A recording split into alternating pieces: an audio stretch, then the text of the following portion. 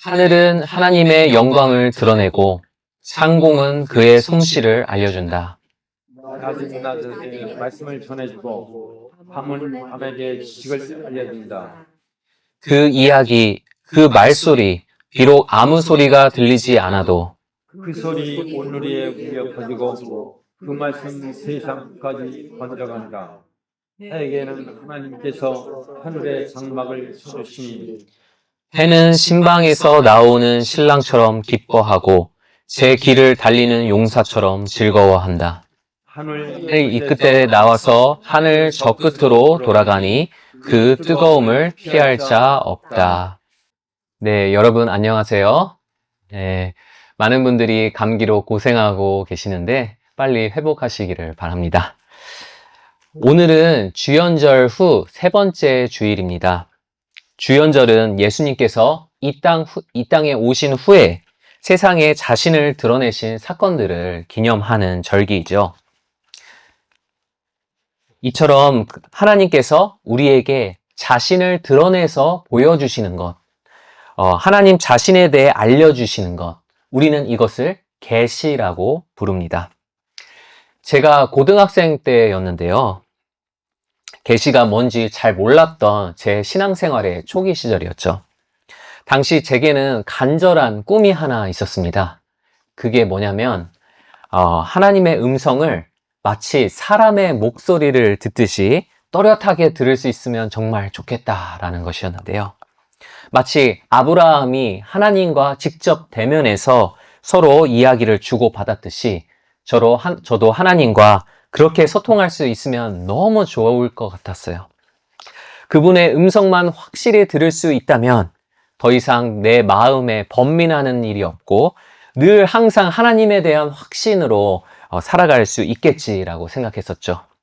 그렇게 제 하나님의 음성 듣기 프로젝트가 시작됐었고 당시 제가 할 수 있는 건 최대한 다 시도해 봤습니다. 학교 가기 전에 새벽 기도를 갖고 또 학교 가서도 쉬는 시간대에 성경을 읽고 학교가 끝나면 다시 교회 가서 기도하고 또 며칠을 물만 마시면서 금식도 해봤습니다. 하나님께서 저의 간절함을 보시면 무언가를 보여주시리라 라고 굳게 믿고 있었죠. 물론 저는 지금도 하나님께서 그분이 원하실 때에 사람의 음성과 같은 소통 방법을 사용하신다고 믿습니다. 하지만 적어도 저에게는 그런 소통이 필요하지 않았는지 제 나름대로 하나님의 임재를 경험해 오기는 했지만 아브라함과 같은 특별 체험은 없더라고요. 어느 정도 세월이 지나고 나서 당시를 뒤돌아보니까 내가 그때 참 잘못 생각하고 있었구나 라는 점이 한 가지 보이기 시작했습니다. 그건 하나님께서 소통하는 방식을 저 혼자서 일방적으로 정해놓고 그걸 하나님께 강요했다는 거죠. 하나님께서 어떻게 자신을 계시하실지는 우리 인간이 아니라 주권자이신 하나님께서 결정하십니다. 너무나 당연한 소리 같지만 참 많은 신앙인들이 이걸 놓치고 너무 자기 중심적으로 하나님과 소통하려 하거나 신비스러운 체험을 추구하려 하죠. 하지만 우리 인간들끼리 소통할 때에도 상대방이 먼저 마음을 열어서 표현해 주지 않으면 그 사람 속을 알 길이 없죠. 그런데 인간이 아니라 크신 하나님은 어떻겠습니까? 그분이 먼저 인간의 눈높이에 맞춰서 말씀을 해주셔야만 우리가 그분을 알 수 있는 것이지 절대 우리 마음대로 그분의 계시를 주도할 수는 없습니다.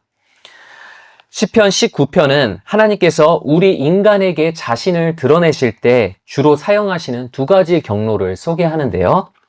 첫째는 자연계시. 하나님은 자연세계를 통해 자신을 드러내시고요. 그리고 둘째는 특별계시. 하나님께서는 특별한 방식으로 우리 인간에게 구원의 길을 제시하시는데요. 그중 대표적인 것이 바로 하나님의 말씀이죠. 오늘은 먼저 자연에 대해서 살펴보고 2월 둘째 주일에는 말씀에 대해 다뤄보려고 합니다. 여러분, 최근에 저 하늘을 물끄러미 바라보신 적이 있으신가요? 매일 바쁘게 살아가기 때문에 저 하늘을 단 10초 동안만이라도 이렇게 감상할 그런 마음의 여유를 갖는다는 것이 그리 쉽지가 않죠. 한국은 겨울철에 시베리아 고기압의 영향을 많이 받는데요. 그래서 날씨가 춥기는 하지만 하늘이 참 맑습니다. 특히 여기 중부 지역에서 바라본 겨울 하늘은 참 너무 맑고 깨끗하죠. 이 시편 19편을 쓴 시인도 우리가 보고 있는 저 하늘을 바라보았습니다. 그리고 자기 가슴 속에 그 깊이 파고드는 그 감동을 이렇게 표현합니다. 1절을 함께 읽겠습니다. 하늘은 하나님의 영광을 드러내고 창공은 그의 솜씨를 알려준다. 네, 자연은 그것을 창조하신 하나님의 영광을 드러냅니다. 그래서 우리가 자연을 접하게 되면 하나님이 존재하신다는 사실을 알게 되죠. 자연이야말로 모든 인간이 태어나서 가장 먼저 경험하는 하나님의 계시인데요. 우리 동산교회가 시작되기 전에 저에게는 좀 은근히 신경 쓰이는 것이 하나 있었습니다. 그건 바로 어린 우리 예준이, 예인이가 과연 이곳의 환경을 좋아할까라는 것이었습니다. 여기엔 키즈 카페와 같은 그런 놀이시설이나 장난감이 없고 온통 꽃과 나무, 곤충들밖에 없는데 혹시 지루해하지는 않을까 좀 걱정되더라고요. 근데 저는 지금도 이 두 아이가 교회에 처음 왔었던 날이 생생하게 기억나는데요. 제 걱정이 무색하게 너무 신나게 잘 뛰어놀더라고요. 예인이가 교회 마당 연못에 떠있는 불의 옥잠을 손에 만지려고 물에 빠졌던 것을 여러분 모두가 아마 기억하실 겁니다. 아이의 입장에서 한번 생각을 해보니까 생전 진짜 처음 접해보는 게 참 많겠더라고요. 눈에 보이는 게 다 경의와 호기심의 대상입니다. 이제 예인이는 엄마, 아빠, 아멘, 아버지 조금씩 그 언어를 구사하기 시작했지만 당시에는 전혀 말을 못했었죠. 하지만 예인이는 언어가 없이도 자연을 통해서 하나님을 알아가고 있던 게 분명합니다. 3절과 4절은 이렇게 말하죠. 그 이야기, 그 말소리, 비록 아무 소리가 들리지 않아도 그 소리 온누리에 울려 퍼지고 그 말씀 세상 끝까지 번져간다. 자연이 내뱉는 말소리는 우리 귀에 들리지 않는데도 세상 끝까지 번져간다고 합니다. 이게 무슨 뜻일까요? 자연은 우리 인간의 언어를 사용하지 않죠. 하지만 우리가 그저 자연을 바라보는 것만으로도 자연이 가리키는 하나님의 영광을 우리가 볼 수 있다는 겁니다. 그래서 아직 말을 할 줄 모르는 어린아이에서부터 말을 잃어버린 노인에 이르기까지 단 한 명의 예외도 없이 인간이라면 누구나가 자연에 드러난 하나님의 존재를 감지한다는 거죠. 그래서 로마서 1장은 어느 누구도 마지막 날에 하나님이 계시는 줄 난 미처 몰랐었습니다 라고 핑계댈 수 없다고 말합니다. 또 자연은 하나님의 존재를 드러낼 뿐만이 아니라 그분의 성품 또한 드러내는데요. 여기서 잠깐 여러분께 성경 퀴즈에 자주 나오는 기출문제를 하나 드리겠습니다. 우리 인간이 갖게 된 최초의 직업은 무엇일까요? 네, 정원사입니다. 네, 맞습니다. 동산직이라고도 하죠. 창세기 2장을 보면 하나님께서 아담과 하와를 에덴 동산에 두시고 그 에덴 정원을 경작하고 관리하게 하셨습니다. 하나님이 만드신 이 창조 세계를 잘 돌보는 것이 우리 인간에게 맡겨진 최초의 사명이었죠. 아산에서 오시는 배성도님과 또 박지사님도 그 자택 정원을 아주 정성껏 가꾸시는 정원사이신데요. 정원을 돌보다 보면은 시간이 흘러가는 감각이 이전과 달라지는 것이 느껴지기 시작합니다. 우리는 보통 시간이 1년, 2년, 3년 이렇게 시간이 직선적으로 흘러가는데 아주 익숙하죠. 하지만 정원을 돌보면서 자연을 많이 들여다보면 시간이 직선보다는 순환적으로 흐르는 것 같은 느낌을 더 강하게 받습니다. 봄, 여름, 가을, 겨울마다 피고 지는 식물이 다 다르고요. 또 보는 풍경이 다 다르고 코끝에 느껴지는 향기도 다 다릅니다. 그렇게 각 계절을 내 오감으로 체험한 추억들이 내 안에 남습니다. 그리고 내년이 되면 다시 사계절이 순환 반복되죠. 각 계절이 돌아올 때마다 내가 작년에 경험했던 그 추억들을 토대로 하나님께서 내게 보여주실 일들을 기대하게 됩니다. 봄이 오면 제일 먼저 정원에 새하얀 매화가 피겠지? 또 곧 있으면 바닥에 깔려있는 저 백리향 위에 작은 연분홍 꽃들이 만발하겠지? 이렇게 자연이 보여주는 이러한 사계절의 패턴이 앞으로 1년, 2년이 아니라 앞으로도 매년 계속 반복될 것을 경험으로 배우면서 우린 영원하다는 것이 무엇인지 알게 되는 것이죠. 성경 본문의 시인도 비슷한 경험을 하는데요. 2절은 낮은 낮에게 말씀을 전해주고 밤은 밤에게 지식을 전한다고 합니다. 매일 낮과 밤이 순환되는 걸 말하는 것이죠. 또 4절 후반절부터 6절은 매일 해가 동쪽 하늘에서 떠서 또 서쪽 하늘로 이렇게 지는 모습을 아름답게 묘사하는데요. 해는 마치 결혼식을 앞두고 있는 신랑처럼 아주 활기차게 아침을 밝히죠. 그리고 마치 용사가 말을 타고 전쟁터를 달리듯이 해는 동쪽 하늘에서 서쪽 하늘까지 힘차게 달리면서 온 세상을 비춥니다. 우린 매일 이런 경험을 반복하면서 오늘, 내일만 해가 뜨고 지는 게 아니라 내년에도 그리고 앞으로도 쭉 그러할 것을 알게 되죠. 이렇게 자연은 하나님이 만드신 자연의 법칙대로 계속 반복되면서 하나님을 지속적으로 증거합니다. 우리는 그것을 통해서 하나님은 영원하신 분이시구나. 하나님의 사랑은 영원토록 변함이 없구나라는 걸 신뢰하게 되는 거죠. 이렇게 주변의 만물 하나하나가 우리에게 하나님을 찬양하는 예배의 도구가 되어줍니다. 우리가 늘 흔히 보는 이런 자연이 하나님과의 더 깊은 교제로 우리를 초청하시는 그분의 초대장인 걸 알게 된다면 우리의 일상은 늘 기쁨으로 가득하겠죠. 이것이 하나님의 자연 계시가 주는 크나큰 축복인 것입니다. 하지만 우리는 이러한 축복들을 실제 잘 누리고 있을까요? 요즘 현대인들의 라이프 스타일을 조사한 통계들을 보면 사람들은 하루 24시간 중에 90% 이상을 실내에서만 보내면서 자연과 차단된 상태에서 생활한다고 합니다. 이러한 상황 속에서 먹고 사는 물질적인 문제는 항상 내 눈에 크게 보이지만 내 주변의 자연을 보면서 하나님을 발견하는 그러한 소소한 기쁨들은 쉽게 관가하게 되죠.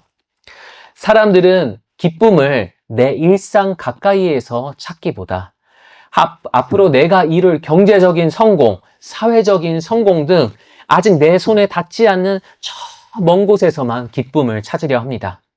그렇다 보니까 우리 인간은 자연의 참 가치를 몰라보고 그저 자연을 내 경제적인 이득을 위해서 써먹어야 할 자원으로밖에 보지 않는 것이죠.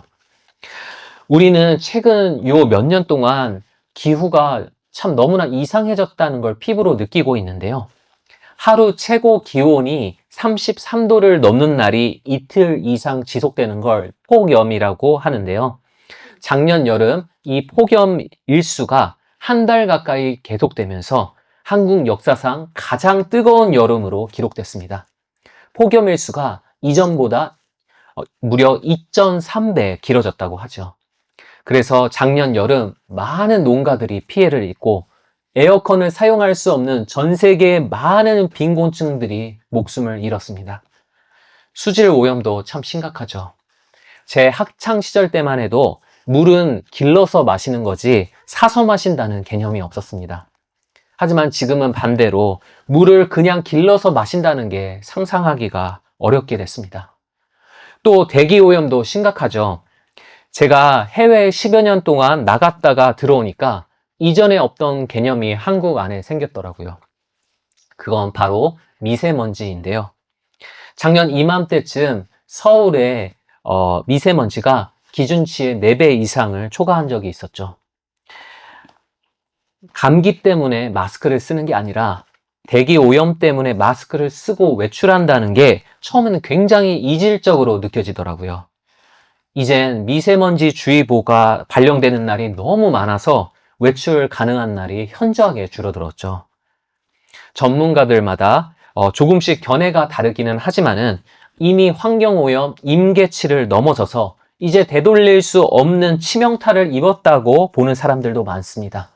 다른 분들도 이대로라면 요 몇 년 안에 임계치에 다다라서 한국에서도 하루 최고 기온이 50도에 육박하는 날이 오고 해수면이 엄청 상승해서 세계 인구 2억 명 가까이가 거주지를 잃게 되는 날이 수십 년 안에 올 거라 예상하고 있죠.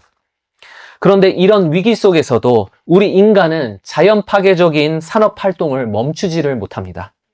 환경을 희생시켜서라도 경제적인 이윤을 극대화시키는 구조가 이미 오랫동안 확립되어 왔기 때문에 그걸 뒤집는 게 쉽지가 않은 거죠.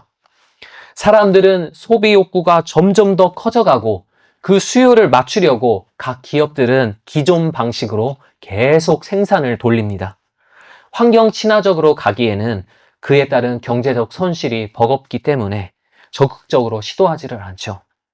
결국 하나님의 피조 세계가 망가지는 근본적인 원인은 죄에 물든 우리 인간의 탐욕 때문인 것입니다. 로마서 1장 20절, 21절을 보면 사람이라면 누구나 자연을 통해 하나님을 알게 되지만 알면서도 하나님께 바르게 반응하지 못한다고 써 있습니다. 이 세상을 창조하신 하나님을 경배하고 하나님께 위임받은 정원사로서 그분이 만드신 이 세상을 돌보기보다 오히려 내 욕망, 내 탐심을 따라서 이 세상을 마구 착취하려 하죠. 그래서 로마서 8장은 우리 인간들만 죄 때문에 괴로워하는 것이 아니라 자연, 다른 피조물들도 함께 신음한다고 합니다. 죄는 하나님께서 원래 의도하셨던 자연의 질서와 물리 법칙들을 많이 깨버렸습니다. 그래서 우리 인간들만 악한 것이 아니라 자연도 악합니다. 네, 얼핏 보면 자연은 선하기만 한 것 같죠? 하지만 자연도 악하죠. 자연재해를 보십시오. 불과 10여 년 전 바로 옆 나라 일본에서 대지진과 쓰나미가 일어났죠. 그때 2만 명 가까이가 죽고 47만 명이 집과 직장을 잃었습니다. 제 아내도 한신 대지진 때 집이 무너져서 집을 잃게 됐었죠. 그리고 수많은 친구들을 단 한순간에 잃어버렸습니다. 또 동물들이 살아가는 모습을 보십시오. 약육강식 그 자체입니다. 생존하기 위해서 자기보다 약한 동물을 아주 잔혹하게 물어뜯고 잡아먹어버리죠. 식물들은 예외일까요? 식물들도 치열하게 경쟁합니다. 아주 잔혹하죠. 자기가 뿌리 내린 곳에 살아남기 위해서 그곳에 심긴 다른 식물들의 영양분 흡수를 방해하고 밀어내려고 하죠. 그래서 농부들이 잡초를 뽑느라고 고생하는 것 아니겠어요? 자연도 우리 때문에 하나님의 영광을 드러내는 데 있어 심각한 피해를 입은 겁니다. 이처럼 우리는 죄에 물들어 자연이 증거하는 하나님을 경배할 수 없게 되고 점점 망가져가는 자연과 함께 자멸하게 되어 있었습니다. 이것이 우리 인간의 비참함이었죠. 하지만 성경은 이 슬픈 운명으로부터 세상을 구해낼 참된 정원사를 한 분 소개하는데요. 바로 우리 주 예수 그리스도이시죠. 요한복음 20장은 예수 그리스도께서 죽고 부활하셨던 그날을 아주 독특하게 묘사하는데요. 예수님께서 돌아가신 지 사흘째 되는 날 막달라 마리아는 예수님의 무덤을 방문했었습니다. 그런데 가보니까 누군가가 그 무덤 입구를 막아놓았던 돌을 옮겨놓은 거예요. 깜짝 놀라서 무덤 안을 들여다보니까 예수님의 시신이 온데간데 없이 사라져버린 후였습니다. 예수님이 죽으신 것도 모자라서 시신까지 도둑 맞았으니 이제 어쩌지라고 탄식하면서 마리아는 무덤 바깥에서 슬퍼 울고 있었죠. 그때 예수님께서 마리아에게 다가와서 말을 거시죠. 여자여, 왜 울고 있느냐? 누구를 찾느냐?